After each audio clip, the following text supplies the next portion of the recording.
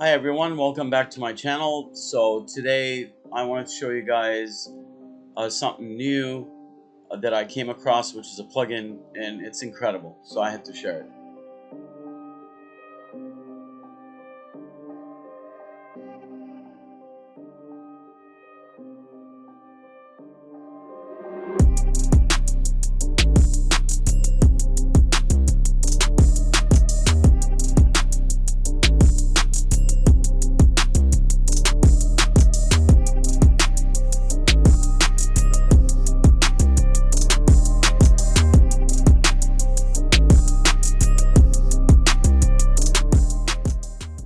Fuck, well, I'm just delete this, delete the sphere, and then my player is basically here. And sometimes it takes a while for these shadows to go away. I'm not sure if it's my machine or why it happens, but also sometimes the lighting changes. Like, I don't know if anyone had this problem. It took me a while to really just get rid of it. So I would basically go in somewhere and then you can see like it gets lighter and darker. So to fix that, it's really simple. I wish I knew this before. So you go to post-processing and just turn off eye adaptation. So once that's gone, now you won't be dealing with that issue whether you zoom in or out. That's basically gonna work just fine.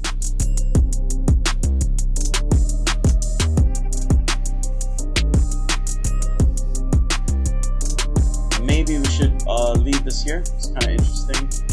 Blocks at least some of the light. So I'm gonna go into the landscape mode under modes, and then I've noticed that the new version of Unreal 4.2.5 actually has it up here.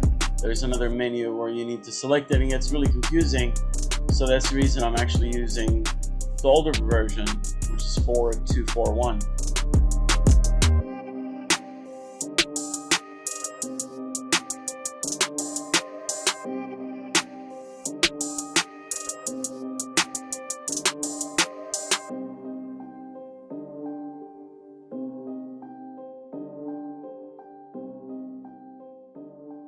So I'm just gonna hit create, and that just gives us the basic geometry. And what I want to do, I want to throw something on there. So I will go into I'll open up Bridge. I've already installed the plugin, the Megascan. It makes it really easy because what you can do, I mean, once you download stuff, you can just go to your main computer icon, which indicates what you have on your own computer, which is really, really cool. And so here I've already downloaded a bunch of stuff that I'm always using, materials and certain kind of landscapes, and let's just jump right into this.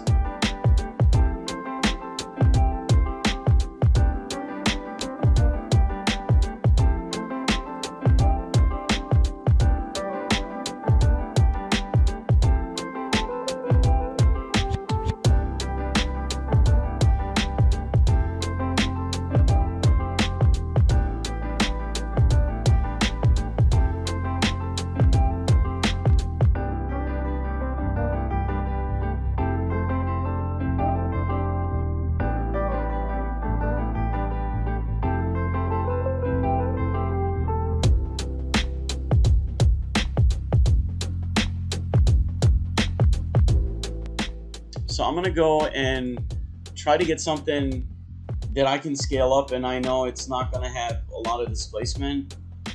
So I usually use this burn forest, and when you go to your download settings, it's set to 8K, so I don't want it that high. I'm sure it's gonna crash my computer, so I set it to 2K, and then I select Unreal 4. And if you go to the export settings, obviously your project files where these will be saved is going to go into the project location. Texture format, JPEG is fine for now. 4K is great, and all I need to do is hit export. And now it's going into the engine, and that's going to take a while because, again, I don't have the fastest machine. I do have an i7 with RTX 2070. It's pretty good. I mean, the only thing that I need to make sure is, you know, definitely play with my settings. Right now I have it all at cinematic, so I'm going to go back to the epic settings, which is pretty good, because I want to show you guys the volumetric light change.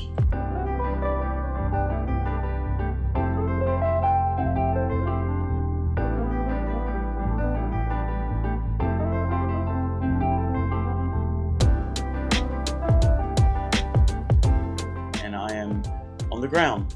So usually what I do, just because you know, being a concept artist and a matte painter, you always want to kind of see something that's just not generic. So I'll show you guys first what I usually do with landscapes. So I'm also going to go into the wireframe mode, show you guys that there is enough geometry in there for me to do some sculpting. So right now I want to zoom in and try to sculpt some areas just so there's a variety of height. So I'm going to go back into my mode under the landscape, and I'm going to select the sculpt tool, and you have many options, but usually what I use is flatten, noise, smoothing, erosion. That's pretty much really it. I haven't really gone into these tools. I'm sure they're very powerful. I've always been curious about the read topology, so I'll probably look into that. But for now, I'll select the noise, and then the strength, I'm going to set it to 0.07. I've been experimenting, so this is kind of like what works for me. And the scale for this brush is going to cover that area, so I'm going to make it a little bit smaller, which is the noise scale. And then my brush size. So I can see that my character obviously is that small. So if I go in and start sculpting, you can see that it's going to give us some basic elevation of the terrain, or the flat terrain, so to say.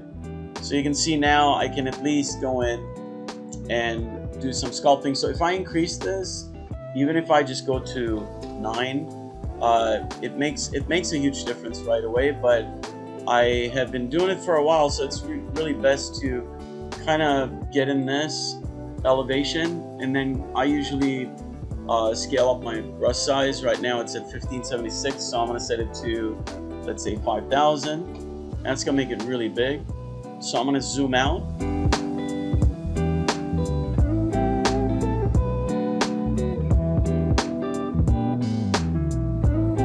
So it's really impressive, the fact that the engine also has a sculpting tool.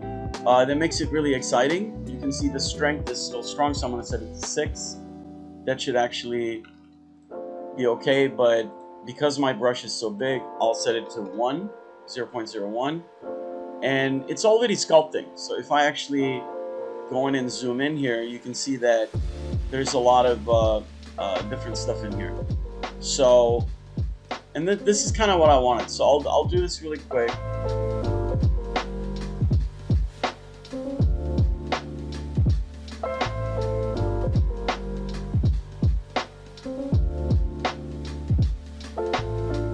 And then the nice thing is that this is basically painting the noise, and this is kind of like an alpha brush, but the noise mode right now is on both. So you can do add, which is going to give you the height.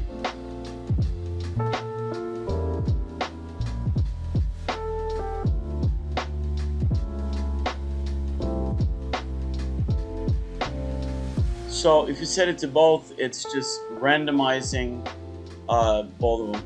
But you can see it's pretty cool. So I can always go in and take the smoothing brush, and that will actually smooth everything for me.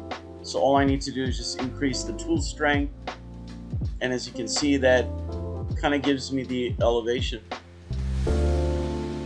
And of course, just because this is not really the right way to do it, but I'm sure with the Unreal 5 engine, we'll be able to sculpt as much as possible, just like in ZBrush. If you're dealing with billions of geometry, I'm sure that you can go in to certain areas and change that, and I think that's cool for all of us, right?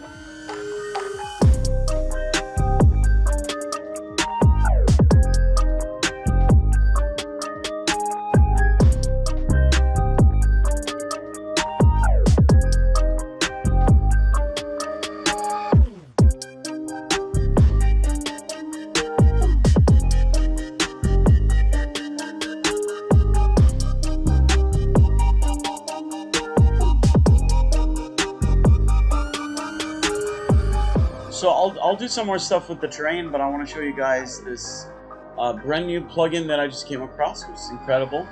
The plugin has 30 days where you can try it, and it's really impressive, and I will link it in the description. And it's called TrueSky. So they basically have different license types, and again, you can try it for free for 30 days, which is really cool, and that's kind of what I'm doing. And I did find out about it last night, which is kind of amazing. So I basically activated the plugin. So to do that, I just go to my plugin, and that window brings up whatever plugins you have, and I did enable them, and it requires a restart, but both Megascan and TrueSky plugin is right now activated. And then the next thing you do is you initialize the TrueSky. And the way I've learned, they have really great tutorials on their website, so if you watch them, I think you'll pick this up fairly soon. So now that I have variation on the terrain, before I do that, let me just fix this issue again with eye adaptation, turn it on and off again, because I see that it's happening. So here, we can just go up here, and then I want to show you guys the sky, and I'll change some of the settings, which is quite impressive.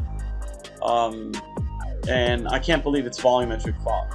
Like, this is really something that I didn't realize before. I thought it was a sky dome or some new plugin that basically takes, you know, some of the sky attributes and tweaks it. So now that we're high up here, you can see that the sky that we have is entirely volumetric sky.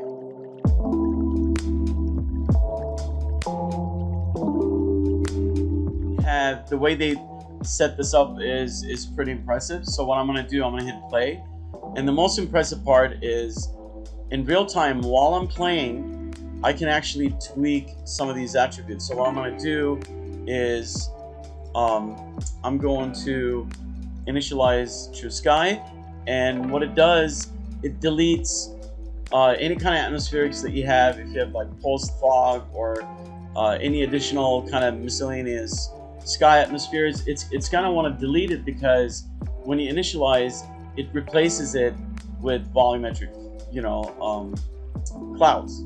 So now we're getting a preview, and again, I'm not working on, you know, the fastest machine, but it's really impressive, the fact that, you know, if I actually fly up. Okay, so I had to take a break because the recording stopped, and I had to redo it again. But what I'm going to do, I'm going to hit play, and then I'm going to switch to the menu to show you guys that this is what it comes with. It basically has its own actor, and once you go in there, you just double click on this and it brings up its own menu. So I'm going to move the menu for now onto the right, onto my second monitor, because I really want to show you guys the detail here. So I will go down here, just so we can all see the changes in real time. This is the most impressive thing. So I'm on my second screen right now, basically going to make some changes. So you have a timeline, you have your clouds, and then you have a sky sequence. So you basically want, once it's moving, when the clouds are moving, you can basically switch from one cloud type to another. You can create a storm. There's lightning. It's pretty impressive.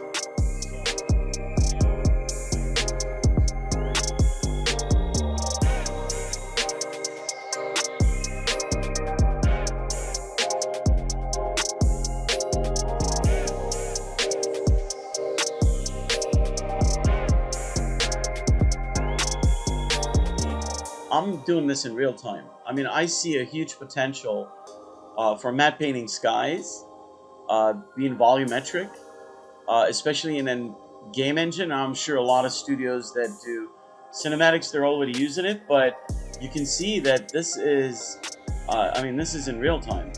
So, you know, to me, this is really, really impressive, because for years, there have been like, you know, people, really genius individuals. Like, I worked with the guy that actually wrote the code for Terrigen. It's only one person, he's been killing himself, and the results are great. But when you're in a game engine and you're basically there in real time, and you're calculating in your head concept art and other kind of like solutions, artistic solutions, and I think this is just an amazing way to block in your idea and just be your own director. You know, that's literally what this is.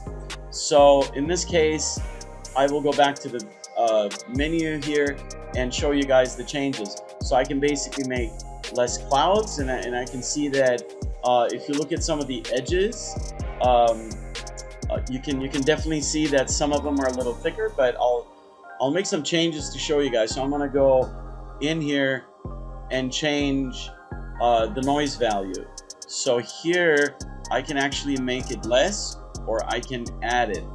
Okay, and then once I do that, I also have an attribute for the scale of the Worley noise pattern. So you can see here, up here, I could possibly like control a few things, and it's really tricky because it's happening so fast in real time that you're kind of like blown away.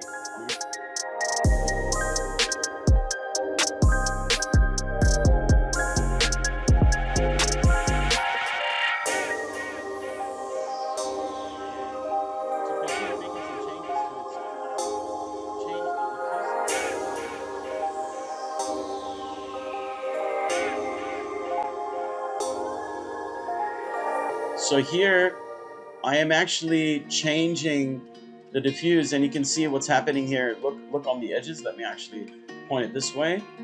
So here now, and this is the reason I have the menu on the other window, so we can actually see this. And hopefully I can do it full screen. Let's see what happens. Okay, so it works.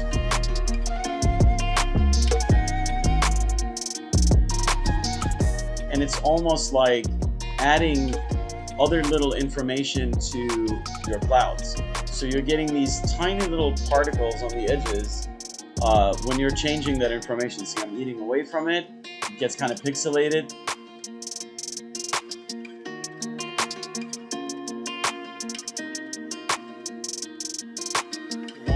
And then persistence, that kind of takes away from it.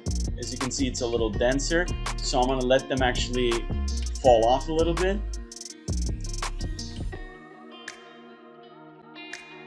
So if I change that, you can see I can make them a little bit softer. I mean, there's no post-processing. But if I go more into this sort of denser area, you can see all the changes are in real time. I mean, this is incredible. I've never seen anything like this. And then you can do rain and snow, and you can basically have some pretty cool effects with the thunder. You can add some audio files to it. And here I'm trying to make the sky more menacing, I don't know, more eerie looking maybe, you know? So again, this being real time just blows my mind. And remember, we just only have like one little terrain here. So if I actually had like, you know, trees and other things that are casting shadow, so there's like more objects, and it's not that obvious right now, just like we're looking at the sky, this is really gonna look convincing. And then also the scale value, I mean, to me right now, this looks a little bit too large. Again, I've just literally downloaded this to experiment with it and learn.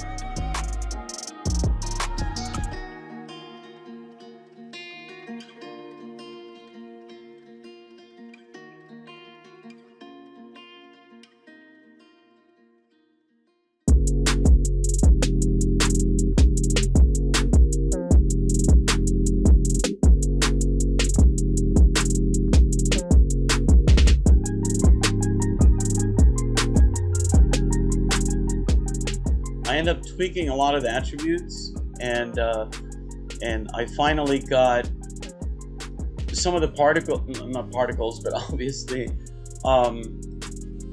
the volumetric clouds are just more convincing. You know, it definitely has a lot more wispy, very, very kind of light stuff. And again, like I said, I see a huge potential for this, you know, for matte paintings, and I'm sure cinematic stuff is already being done for like gaming studios using this plugin from Simul. So imagine you're trying to, do a concept, and you're looking for skies, and you're basically painting some loose black and white stuff. So it basically takes a while to really get in there and try to understand, like, what is it that I could find and maybe do a paint over, and then explore one view of the environment, because that's always the case, right? You gotta find either from your sketches or your doodles, or if you're like doing speed paintings. But again, I mean, I used to work as a matte painter for film production full-time. I've worked for Digital Domain, Sony, a lot of the really nice bigger companies where you learn the most.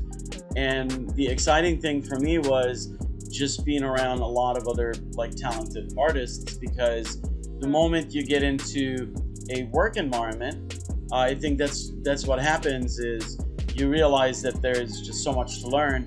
You either just get really hungry and you want to learn as much as possible, or you basically decide to just learn on your own. But it's just so much more fun when you're working with a lot of people. So when I broke into the industry and I got into matte paintings, we basically use the same techniques that a lot of people have used, and matte paintings have been around for a long time. So I say this with a humble voice and just being really positive. I'm not trying to make any negative comments about current matte painters only doing 2D, working in the industry. It's still the best solution. What excites me is the fact that I can just rotate the camera and fly through this stuff, because I could quickly build a scene and then show it to my art director or creative director, or even a director, which is already happening with a lot of film production, and just show them your idea. Like, imagine you have a scene. So in that case, let's do that. I'm gonna get rid of this landscape. I recently did a lot of different height maps, and I want to bring in one of those so we can actually have a much nicer kind of landscape. So I need to get out of this. So instead of create new, I'm going to go to import file. In this case, I'm going to just load a random height map that I did. And here you can assign a material if you have it. I've just had a bunch of issues with bridge. I don't even know why it's happening, but every time I'm trying to and I already restarted twice, but when I hit export, it says exported successfully. And usually this will happen when you know that the plugin is installed, yet unfortunately I do not see it here. I'm trying to think if there's like some form of refresh button. So in that case, I will basically get into adding the rest of the information. So what I'm going to do is, when I created them, I created these at 4K.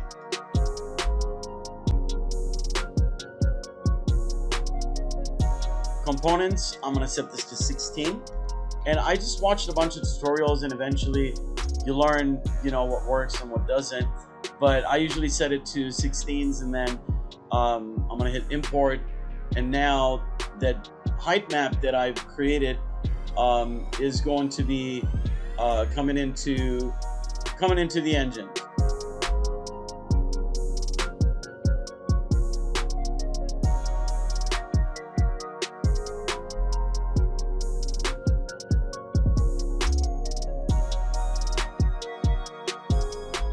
In this case, I'm gonna put in 2017.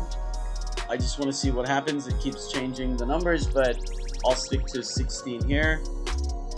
And then I believe this needs to be set to 31. And each time I do it, it changes my value again. So let me try on the 15.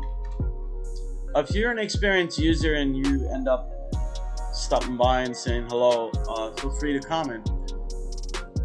So here I already have the new landscape, import from file. I'm just going to select another map, hit import. So that one came in correctly, and I will basically zoom in here and now we can basically see the sky much better. Okay, as you can see, I had to go in and tweak a bunch of little values, and these values are actually here. You can, sorry, I have two monitors, so I was just thinking of a solution how to do this, but here, this is basically the location. This is, it shows you where your camera is looking at. So if I was to move this closer to my camera right now, you can see that, I mean, this is incredible.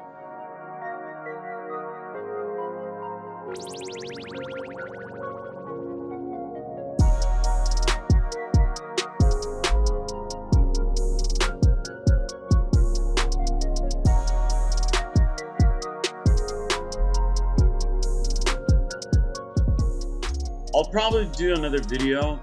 I will probably do another video. Like I said, I'm not trying to pretend like, you know, I'm the expert, but again, I love Unreal 4. I work in gaming, and this is an engine that I can actually open up and do a lot of things. The fact that Epic offers all these services, including Quixel, with their texturing next generation ideas, it's just incredible. I mean, I feel blessed that I can continue learning and growing, and that's the reason I knew that matte painting was eventually going to go to 3D. But now with LED screens and Unreal 4, you don't have the issue with green screen and blue screens where you're not able to get some of the reflections actually onto the actors, and they're always like looking at odd little things or people dressed in green. So it's actually awesome for production and directors to be able to, like, you know, look at this stuff and go, okay, well, this is exactly what I was thinking, and then everything is in real time. So I think the artists that are still kind of learning things and hustling and changing, because we got to change with the industry, right? It's not like you can change and expect the industry to kind of follow your lead. It's always the other way around. So with that, I think definitely Blender and Unreal 4 are the two, you know, favorite things that I would call in my top 10. Definitely Maya, ZBrush, but Taya is another, Taya Conceptor is another program that I found recently, which is pretty cool. But anyways, this is the sky, so you can also change. Let me go back. Let me get just closer here, just so we can see some of this cool stuff. And I love just looking up and being able to, like, look at this. I mean, this area in here, that's pretty convincing. It's very light.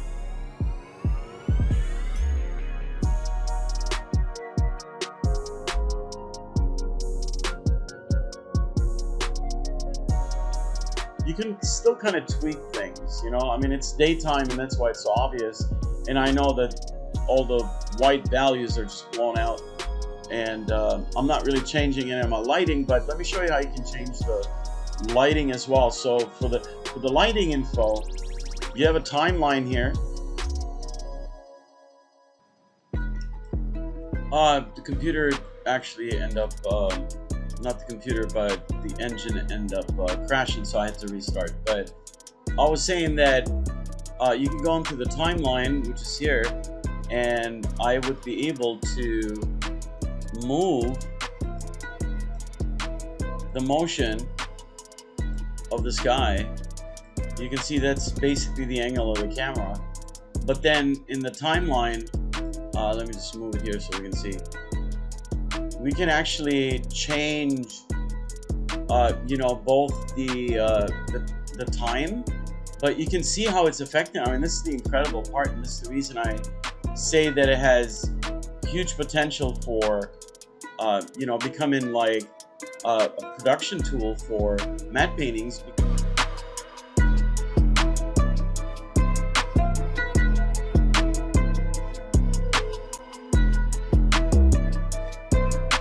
You know what I mean? Like, imagine if you're doing your own short film, or you're doing production work for your company, and you're trying to do some like CG storyboards, which I think is the future. Previs is already using all this kind of stuff, and a lot of Previs artists are incredible directors, you know, just like storyboard artists. But I just love the fact that I can do this at home, just, you know, sitting and trying to learn things and have access to things that probably took people years and years to code. You know what I mean? Like, that's just awesome. So with that said, I'll just move this around just a bit more, and you can see the sky is changing. And I can go all the way down to a different time. I'm at like 8 a.m. right now, and you can see that the rays are coming through, the sun is going down. This is just incredible. And there's, of course, you're seeing less clouds, and I'm not sure if I can increase like particle information just because I'm new to this plugin, but overall I have to say this is pretty badass. You know, and I know that you can do stars and the moon, and I haven't gone that far, but just looking at the way that, you know, what impresses me the most is, you know, when you're working as a matte painter, you're always looking for something incredibly unique. So, and that comes from photographs. So, in my opinion, that's gonna be gone. You know, I mean, you can always have photography, nothing beats realism, but when you got production, pipelines, employees, payments, budgets, like that changes things. You know, no one makes a movie just for fun. You know what I mean? People are on the outlook for the latest technology where they can save money. I mean, don't you think they would want to take more money home than just spending it?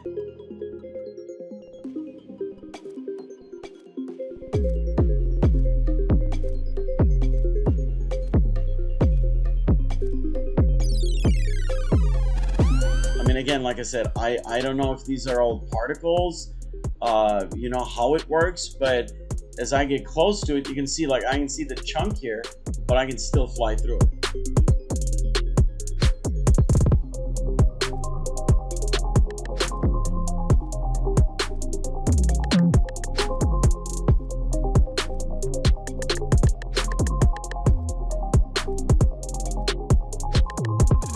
So I appreciate you guys watching. I usually don't go in and tag my videos with like, hey, subscribe, like, comment. So I really don't like doing that because, again, these are my experiments. As far as tutorials, I would probably do more tutorials on concept art and Photoshop and things like that. And that's in the plans. And I just want to thank you for stopping by. You know, stay healthy. Keep your immune system up high.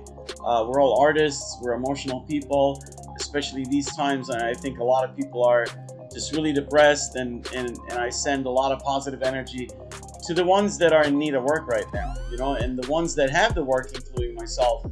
We're all really blessed. I mean, that's really literally what it comes down to. And again, look at this. I mean, this is just incredible. I need to stop. Okay, so on my next video, I will probably talk about more sculpting, terrains, and then hopefully I'll learn more about TrueSky and add this to one of my denser scenes, maybe do it with a forest or something. But again, have a great day, and I'll catch you on the next video.